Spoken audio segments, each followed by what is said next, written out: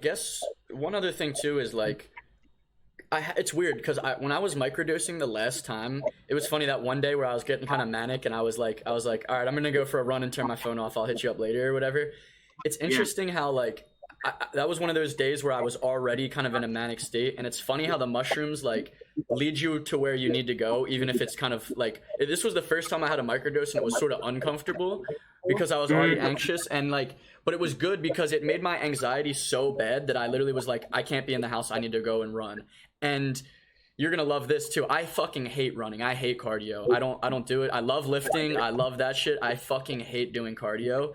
For the first time, I was so anxious that I was like, I just want to run right now. And like, I literally ran with my shirt off, and my breath was like, so I've never been able to find my like rhythm while breathing. That's why I hate cardio, is because I always like, I know I have more in me. I just don't get a good cycle of breath. I ran for so fucking long and felt like I could have went all day, and it was amazing. So like, it was really good. But while I was in that anxious kind of cycle and while I was running, I was considering things, and I had this weird like fear arise where I was like or not fear, but it was just like the reality of kind of what we're doing. I was like, oh yeah, like this is, you know, like, especially as it scales, I was just thinking like, yeah, we're mailing like something that is not federally legal. So I just kind of like got this weird wave of like anxiety and was like, oh, like maybe I shouldn't be like so involved. And like I got this fear thing. And then when I was running, I had this whole scenario in my head, and I was like, morally, do I believe what I'm doing is wrong? Like forget all the legality. I was like, do I honestly believe I'm helping people? Do I read these messages and see how many people are grateful? All of my friends who have tried it, do I see the improvements in their lives? And I was like, yeah. So like, I totally stand for it and I stand by it. But yeah, I'm on the same page of like, definitely want to do the best with you to maximize it. And like, you know, if we're going to be sending out to like, let's say, I saw someone just said Connecticut or like maybe Atlanta, like a lot of these places are a lot more stringent. And if like one package gets caught in the middle, then like, that's another thing. Like that's what I was thinking about, like discrete packaging. So that's like to minimize that, which I'm sure that's where you have shit the most figured out, because you're kind of more into that stuff already. But that was just a fear that I felt at one moment. And then I was like, all right, well, like that is a real thing. And I wanted to, it's cool because I acknowledged the inherent like risk, but then I was like, I accept that because like, I don't think what I'm doing is bad personally. So I like it. I think that might be what we talk about on our podcast. I kind of like that topic. Okay. We've got a lot of places with that, but I agree completely. Trust me, I've had those feelings a lot. I bet. Like, Yeah. part of me like gets super excited for how big this can be, but also at the same time, it's like, yo, if this gets really big, like that's me like doing something illegal. Yeah. Yeah. But then I honestly had the same feelings a bit. It's like, I believe in it, so fuck it. It was illegal to hide Jews in the Holocaust. Yeah, exactly. No, so you can't just always follow the rules. Right. The people's feedback is what keeps me going. Same. And then I don't want to say I'm willing to take a fall, but I'm down to take the risk. If we get that big and I do get in trouble, I think it'd probably be a good thing. As long as I don't like get locked up for life, I'm down to fight for it. And like people have told me like, oh, why don't you become an activist or whatever? Like my activism is I do it. Yeah, I do it. And if someone wants to try and stop me, then we'll start fighting. But I'm not going to fight for it and wait 10 years for this to be legalized. So I definitely appreciate you sharing that. I've had the same thing too, and like part of me though also is like, yo, let's go. Like this is gonna be big if we want it to be, and I'm like, I'm down for the ride. That's what I ultimately felt the same way. Is like, hey, sometimes people got to push the envelope, whether or not there's fucking legality behind it. That's where the envelope gets pushed. If everyone followed rules, it never would be. So I'm on the same page. I just had that whole manic train of thought, and I wanted to express it to you. But like, I'm still super on board. It just like was one day where I was like a little anxious. So and then also I feel like I had a similar experience lately too, where I was a bit anxious and like I didn't react the way I kind of wanted to, but I definitely improved from how I used to react in similar situations where it's like I attribute that to the mushrooms. It's like you're not always going to be healed ASAP, and you're not always going to think like what you're doing is healed, but you're probably moving in the right direction, and that's I think that's a good thing to take note of. Hell yeah, I like that. Cool. You want to hop podcast or anything Yeah. else? I think that's cool. So like, let's go, and we'll keep this conversation going of before the podcast. We touch base for a little, make sure we're on the same page. Mhm. And I think that's gonna be good. And then eventually too, what's it called? We're gonna try and get Manny on these sometimes too, so that we're all on the same page. I guess like, I don't want to say this in like a bad way, but or I don't want to come out the wrong way, but like, none of us really have real work experience. Like, I have a little bit of work experience at a school, but like none in like a real professional setting. I don't know if you do either. I don't think Manny does either.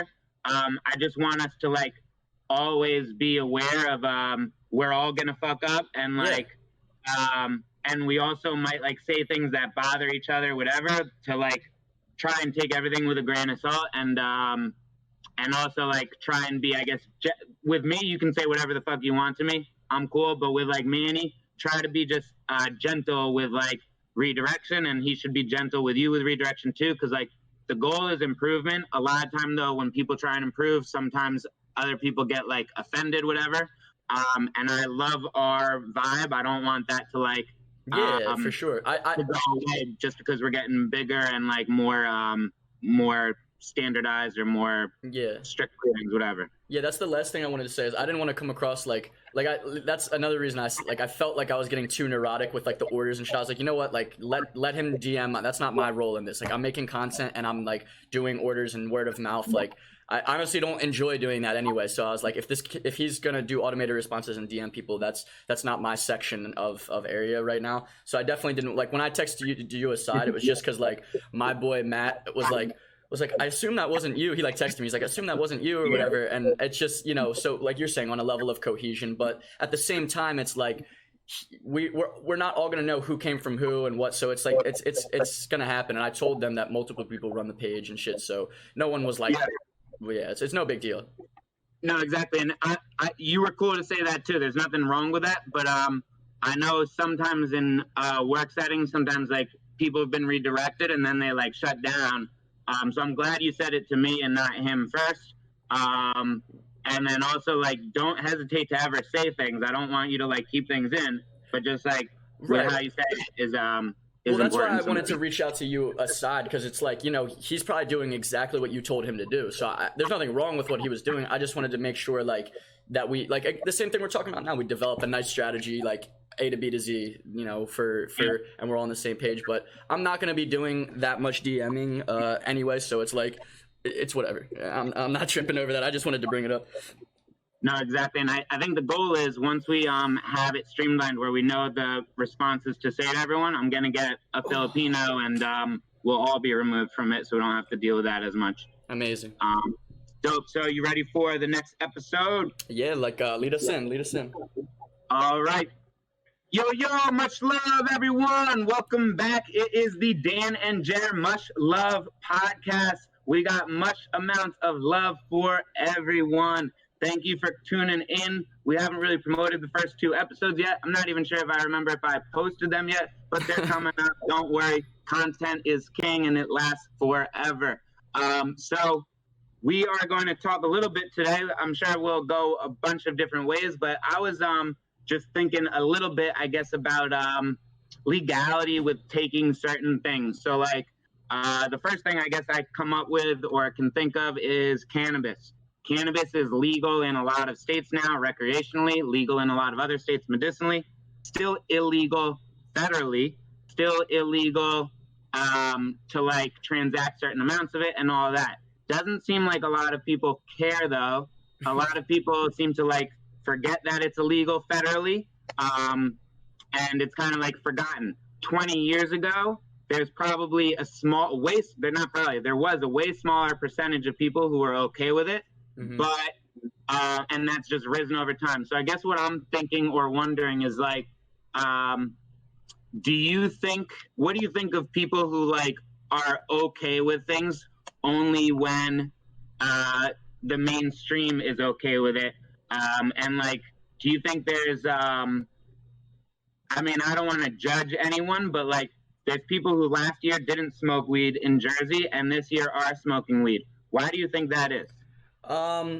So again, of what you're saying is like, I never want to judge people for their own beliefs, and it's like a lot of people are very by the books, by the grain, and it's like I think everyone has that right. You know what I mean? Of course, like I know a lot of people, even people's parents and stuff, like you're saying in Jersey. I know like people personally that they started smoking or they started allowing their kids to smoke in the house only because it went legal, and those kids might have been doing that the whole time, getting yelled at the day before the law passed. So um, I do think it's funny that there's like a little bit of absurdity in it to me. It's like, what is the, like, someone wrote on a piece of paper and now your whole moral compass can change because they said that it's okay, which is like, hey, again, people don't want to get in trouble. People want to be law abiding citizens. So it makes sense.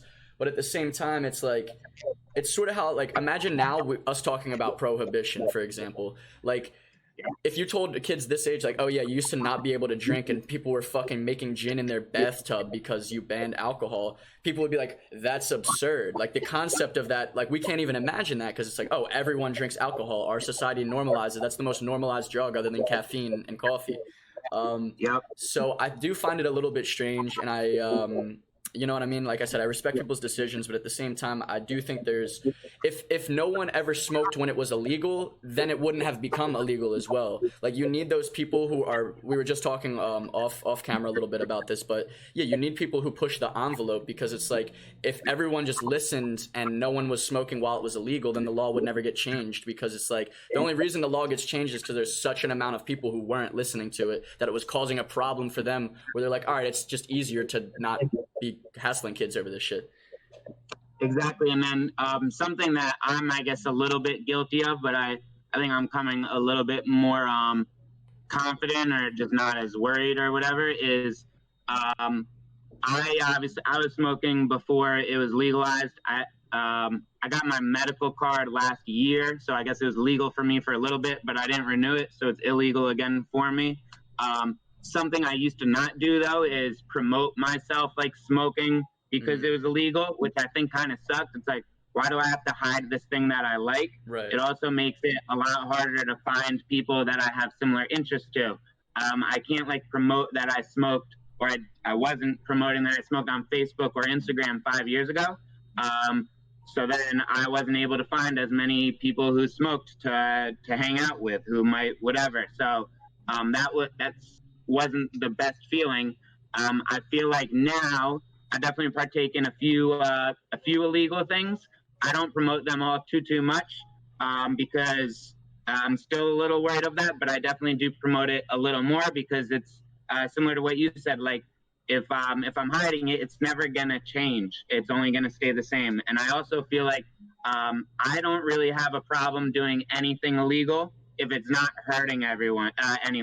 And I know like there's levels to that, but like another substance I take is metformin.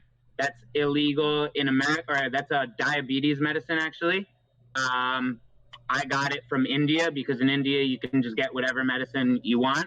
But that medicine, there's studies that say that it makes you live on average about 15 years longer of healthy, good years. So like you're not going to just live from instead of 80 to 95 and be old as hell for 15 years. You're actually going to like be able to move around, have fun with your kids, whatever it is, until 70 instead of till 55. Wow. And I take that. I don't really see why I should hide that. I'm not like selling it. I'm not hurting anyone. I'm experimenting with something that I've read studies about, and I think it's interesting.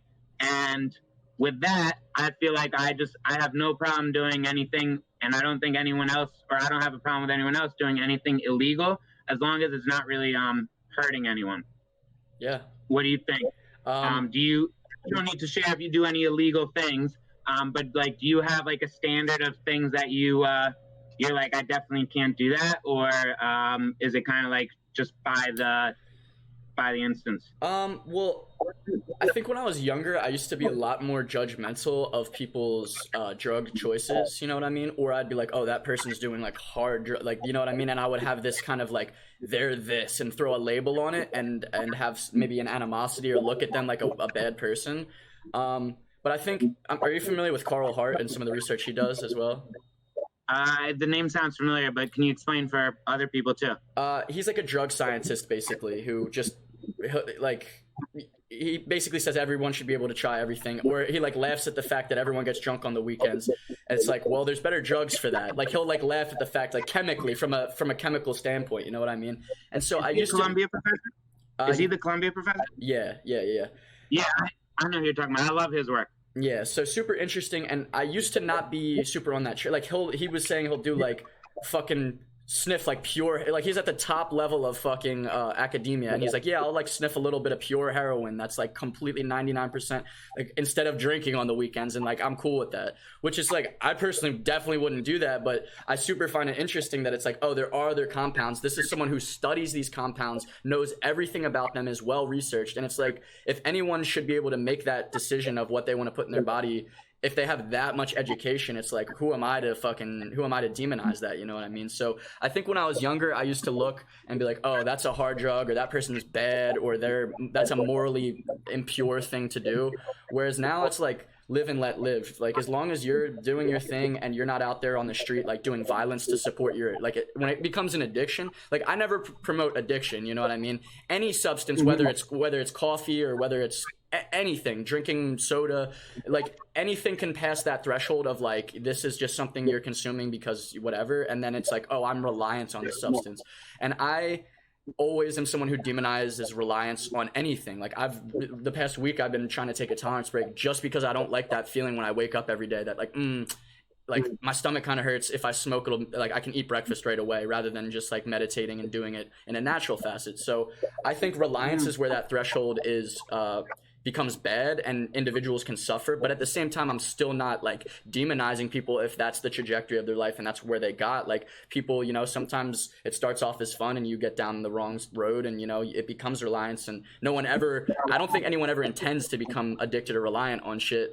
So at the same time, I think I used to be like, look at people and be like, oh, they're a junkie, or have these really heavy connotation words and really judge people. And I'm like, you know what, that's not fair. Like every addiction in my mind stems from trauma. It all comes from like everyone was born like, and this is philosophical, but like I believe everyone was born pure, and through trauma and through, you know, environment, people get broken, and that's the reason why people self-medicate. And then sometimes that self-medication, because they're not researched enough, becomes a reliance, and that's sad. And it used to be like, oh, that person. Now it's like, I look at it for what it is. I'm like, that's sad that you know, they couldn't get the help they needed, and that's the only thing that gets them there. But a lot of the time too, it's like, if it's getting you to that place, like they might be dead otherwise. There's a lot of people who like the only thing, like if they might have killed themselves that morning, and that whatever substance it was that day kept them alive. So it's like, sure, maybe they're destroying their body, but like they wouldn't even be alive if they weren't. So it's like, you know, who am I to demonize how people self-medicate?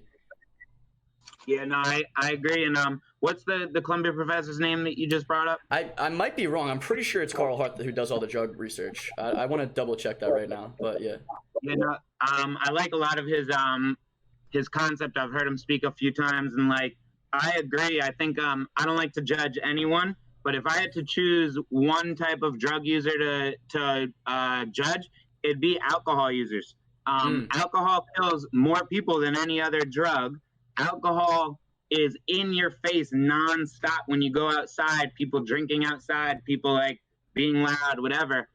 But for some reason, heroin, people are like, oh, those heroin people are so bad. And it's like, heroin seems bad because you see a couple people like leaned over doing Michael Jackson, like whatever. I think that's impressive. But what's it called? Like that, people like just look at badly, and it's like, yo, none of it's really good, but what about there's never been people who've or people don't complain too much about a bar being opened up down the block because it like raises their property values, but people don't want a safe injection zone because they think that that's dirty. And it's like, hey, actually, like the bar is killing more people than the safe injection zone. I don't know. I hate that that's all twisted, and I think some people like Coral Hart are hopefully working and starting to change people's mindsets of like, hey, actually, maybe all of these things can be looked at fairly similar, and we don't judge anyone. So I like that. I think we are close to our little end. Do you have any closing thoughts? And then I have a little segment I'm going to add to this to end after that. So do you have any closing thoughts? Yeah, just closing thoughts based off of what you said. I do think, again, we're like I said, each drug, everyone should be fair to do what they want. But what you just said with alcohol and stuff, or like the normal culture of drink coffee Friday morning, go to work, after work, get drunk, and then by midnight you're doing coke in the bathroom at the bar with your friends, of like the normal mainstream drug kind of flow that people do. That is so normalized. So in my mind, I call them like ego drugs or like spiritual, you know what I mean? And even psychedelics and even drugs that are like intended to be spiritual can always cross that threshold if someone's just doing it for escapism. So any drug can become an ego drug if you're doing it with your ego. But I think there are some compounds that are innately, that is the culture of, like alcohol and coke, for example. People are loud, aggressive, in your face. The substances themselves, like that's what they make you do. They inflate your ego. They make you want to do more reckless things. Whereas other compounds, I think like weed, maybe mushrooms and things like that, maybe make you a little bit more thoughtful. You're not going to want to be like yelling at people or rude. It makes you actually the opposite, where you're more thoughtful about what you want to say and, how you're interacting. It makes you feel more empathetic to other human conditions and stuff. So I'm someone personally who I just like to lean towards those compounds, because I don't like that inflated sense of ego. Even when I still drink and stuff. I got drunk 2 weeks ago. And I feel myself becoming like a cocky asshole. Like I'll be through the night, I'm like, I don't even like who I'm being right now, but it's like the alcohol has got me. So that's that. And yeah, I just think it's funny that coffee and alcohol is like totally fine, but people microdose and it's like, you're on shrooms? Doesn't that fuck you up? Aren't you like, do you feel crazy? Like the questions I get, I'm like, doesn't being blackout drunk and fucking strangers make you feel crazy? Like exactly. It's so twisted. Anyway, that's my tangent on that. But yeah, do your thing. I love it. So just to end, I kind of like different like segments that people can kind of expect. So this is one. We might not keep it till next week, who knows, but we'll have other ideas and we'll see what sticks. I like just random mushroom facts, because I feel like mushrooms are something that's just not really talked about much, and there's some cool ass facts about it. So I'm kind of learning at the same time. Exactly. Mushroom that's facts. Awesome. So I'm learning at the same time as I'm sharing these, and I just think it's cool. So I'm going to share like two of them because I think they're fairly similar. Long before trees overtook the land, Earth was covered by giant mushrooms. That's wild to think about. I can't imagine being in a world of just giant mushrooms with no trees. That's just pretty cool. Trippy, right? And then there's a 2,400-year-old giant honey mushroom in Oregon covering 2,200 acres, slowly killing off the trees in the forest. It's the largest living organism on the planet. What? 2,400 years old. But is that like a mycelial network, or is that a single like? I think it's the mycelium network underground. Right. But that's still just fascinating. That's huge. And like, so this is my weird thought for the day. Don't judge me. I believe this stuff though, and there's no one who can tell me not to. I think mushrooms are gonna be found to be like data chips, and I think they hold a history of everything they've ever experienced, and we just don't know how to download that information. And that 2,400-year-old mushroom probably knows what happened with Jesus, probably knows what happened like with Amelia Earhart. They know all the secrets. They have been recording history since the beginning. We just don't know how to download that info. But mushrooms have been around forever, and they talk to each other. They communicate between the trees. They like pass nutrients between the trees.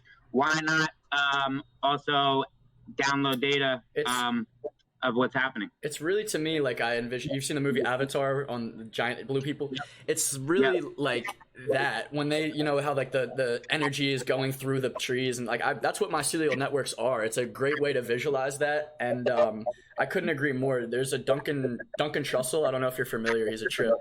He has Nah, he's alive. He's like a trippy, like he makes like comedy and shows and stuff. But anyway, Duncan Trussell has an amazing quote basically saying that mushrooms are nodes of information put out by the earth to try to allow us to tap back into understanding that like we're fucking up the earth. You know what I mean? It's like they're sprouting nodes, and it's interesting because when you're tripping with other people, like you're saying, data points, you feel so this like ESP level of communication. Like I've had almost silent conversations with friends while we're both tripping because it's like the data points are just in file transfer mode. So I totally agree with that. Yeah, I mean, I'm pretty sure I'm not talking to you right now. I think the fungi are communicating through my body. I'm not going to scare anyone anymore. That's all. I'll have plenty of more weird ass thoughts for you guys to criticize and be like, yo, that kid has lost it, but I don't care. I think you guys lost it. I'm connected. Thank you. Much love, Dan. I had a great time. We'll catch you next week. Expect an episode from us every week. Please comment, like, subscribe. Let us know what you want to hear about, or let us know if you want to be on the show. We'd love to talk to you. The mushrooms would love to talk to each other through other bodies. Much love. Peace out. Peace. All right, let me end the podcast real quick. That was fun. I honestly, I learned, like, when I do this, I feel like it's a good skill too of just like conversing and keeping it